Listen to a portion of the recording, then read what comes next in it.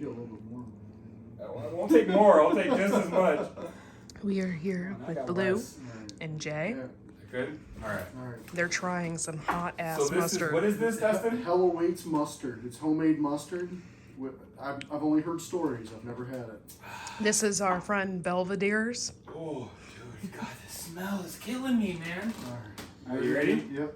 All right, cheers. Oh, that's hot. Holy.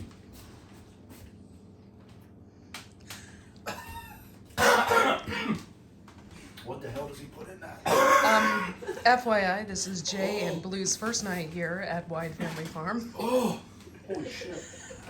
oh, oh my God, dude, it's like, It's good. oh my eyes. It's hot.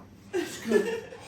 It tastes phenomenal. It's the back of my throat right now. It's just on fire. That's Moruga, the Moruga Scorpion Satan strain.